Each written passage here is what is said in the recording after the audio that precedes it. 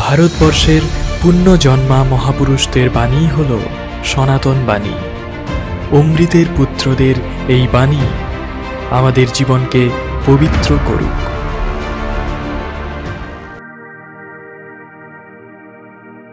শ্রীরামকৃষ্ণের মুখে বলা কিছু গল্প দিয়ে শুরু হচ্ছে স্বামী প্রেম ঘনানন্দের রচনা রামকৃষ্ণের কথা ও গল্প।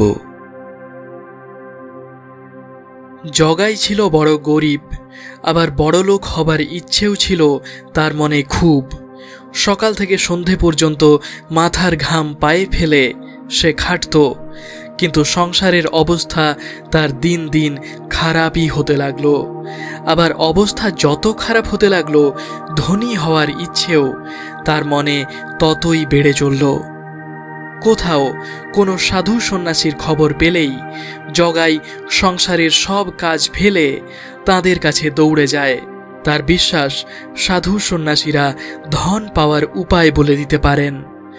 অনেক দিন পর জগাই শুনলে একজন মস্ত বড় সাধু শিব মন্দিরে এসেছেন। জগাই গিয়ে রাত দিন সাধুর কাছে পড়ে রইল আর এক মনে তার সেবা করতে লাগলো। জগাইয়ের সেবায় সন্তুষ্ট হয়ে একদিন সাধু তাকে বললেন, জগাই, তুই কি চাস? জগাই সাধুর পা দুটি জড়িয়ে ধরে বললে, ঠাকুর, আমি বড় গরিব, আমি ধন চাই। সাধু হেসে বললেন, ওরে পাগলা, সাধু সন্ন্যাসীরা যে ভিখিরি, তাদের কাছে ধন চাইলে কি হবে? তুই আর কিছু চা। জগাই কোনো কথা শুনলে না, কেঁদে কেঁদে বললে, ঠাকুর, আমি ধন চাই, আর কিছু চাই নে, আমার একটা উপায় করে দিতেই হবে। জগাইয়ের দুঃখ দেখে সাধুর মনে দয়া হলো।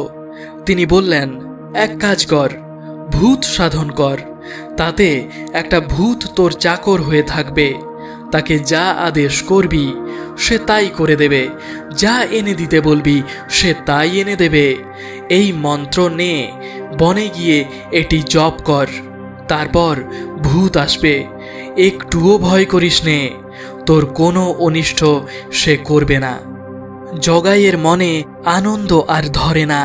তখনই সে বনে গিয়ে এক মনে ভূতের মন্ত্র জপ করতে লাগলো।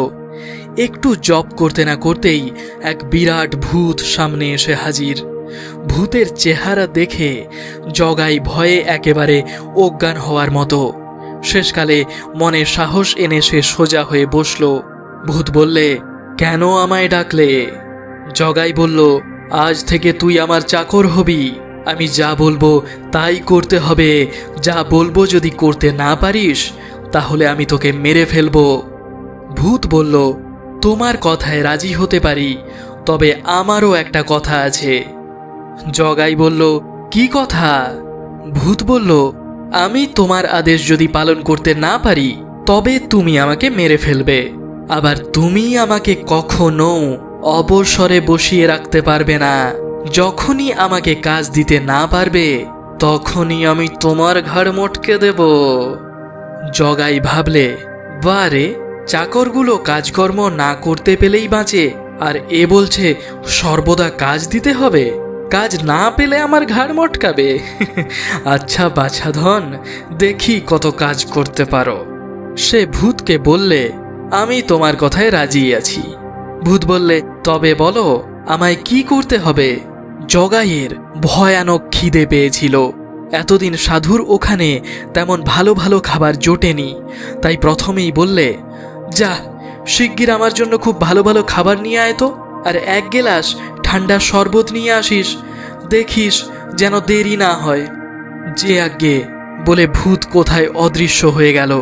তারপর 2-3 মিনিটের মধ্যেই এক থালা খুব ভালো খাবার, কত রকমের ফল, আঙ্গুর, বেদানা, আনারস, কমলা, আম, এই সব, আর এক গ্লাস ঠান্ডা সুগন্ধি মিষ্টি শরবত নিয়ে উপস্থিত। জগাই তো অবাক। এগুলো জগাইয়ের সামনে রেখেই ভূত আবার জিজ্ঞেস করলে, এবার কি করব? জগাই বললে, রাখ বাবা, খেয়ে দে একটু ঠান্ডা হয়নি, তারপর কাজের কথা হবে। মাথা নেড়ে ভূত বললে, আমার এক কথা, কাজ না দিতে পারো মাথা দাও। মহাবিপদ। জগাই নেহাত বোকা ছিল না, তাড়াতাড়ি বললে, আচ্ছা বেশ, একখানা পাখা নিয়ে আয়, আর আমার খাওয়া শেষ না হওয়া পর্যন্ত আমাকে হাওয়া কর। ভূত হাওয়া করতে আরম্ভ করলে জগাইও প্রাণ ভরে আহার করতে লাগলো। অনেক সব খাবার খাওয়া দূরে থাক, জন্মেও সে চোখে দেখেনি। তারপর খাওয়া দাওয়া শেষ হলো।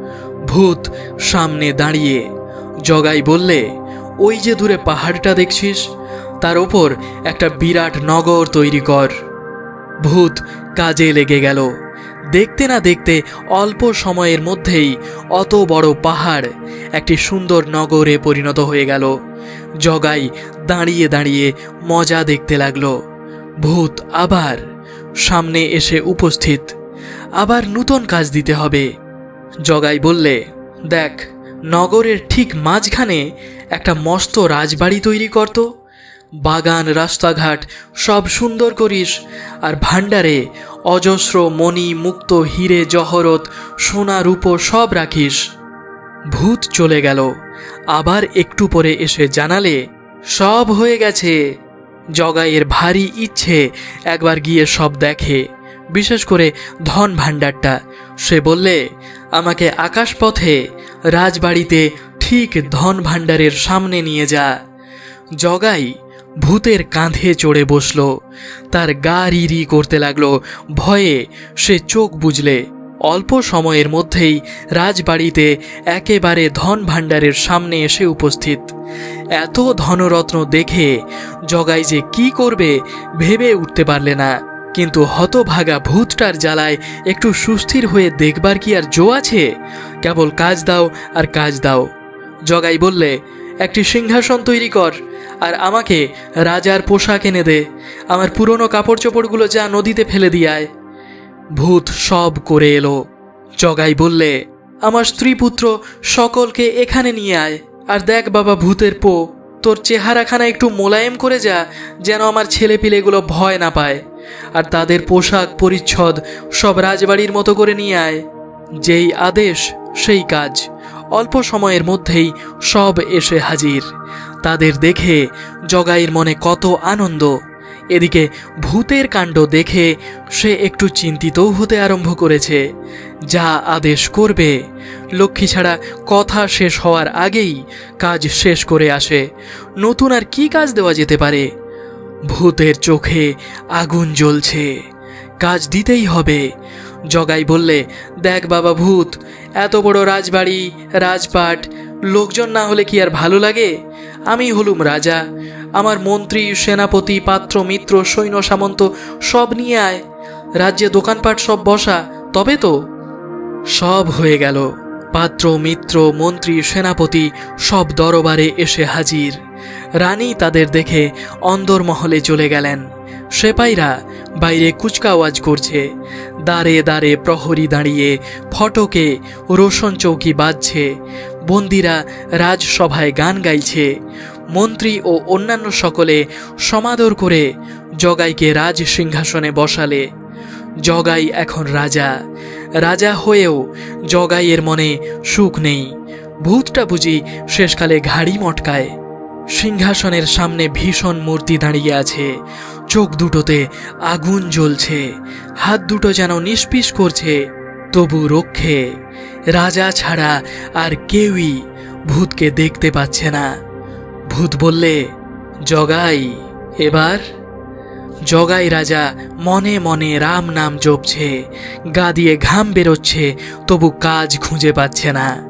ভূত ঘাড় ধরে আর কি। তখন জগাই রাজা বললে, ভূত, আমাকে আমার গুরুদেবের কাছে নিয়ে যা। ভূত তাকে গুরুর কাছে নিয়ে গেল। ভূতের হাতে মুকুট দিয়ে জগাই বললে, যা ওই নদীর ধারে বসে আমার মুকুট পাহারা দে, যতক্ষণ পর্যন্ত আমি ওখানে ফিরে না যাই। সাধু জগাইকে দেখে সবই বুঝতে পারলেন।